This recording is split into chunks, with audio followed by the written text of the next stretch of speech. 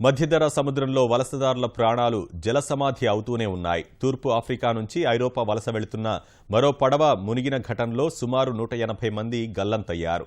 శుక్రవారం లిబియా నుంచి 180 మందితో బయలుదేరిన ఓ పడవ మధ్యధరా సముద్రంలో సాంకేతిక లోపం కారణంగా నిలిచిపోయిందని, తర్వాత అందులోనికి నీళ్లు చేరడం వల్ల నెమ్మదిగా మునిగిపోయినట్లు ప్రమాదం నుంచి తప్పించుకున్న 4 వలసదారులు తెలిపారు. పడవ బయలుదేరిన 5 గంటల తర్వాత ప్రమాదం సంభవించినట్టు వారు వివరించారు. పడవ మునక సమాచారం అందుకున్న సహాయక బృందాలు 4 వలసదారులను కాపాడి మరో 4 మృతదేహాలను వెలికితీశారు. గతేడాది 5,000కు పైగా వలసదారులు సముద్ర ప్రయాణాల్లో మరణించారు.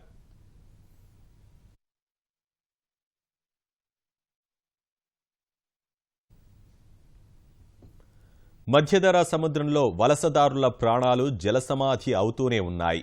తూర్పు ఆఫ్రికా నుంచి ఐరోపా వలస వెళుతున్న మరో పడవ మునిగిన ఘటనలో సుమారు 180 మంది గల్లంతయ్యారు.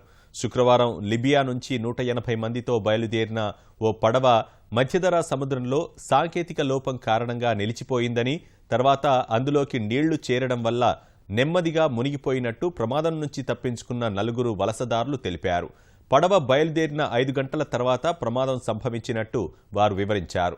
పడవ మునక సమాచారం అందుకున్న సహాయక బృందాలు 4 వలసదారులను కాపాడి మరో 4 మృతదేహాలను వెలికితీశాయి. గతేడాది 5,000కు పైగా వలసదారులు సముద్ర ప్రయాణాల్లో మరణించారు.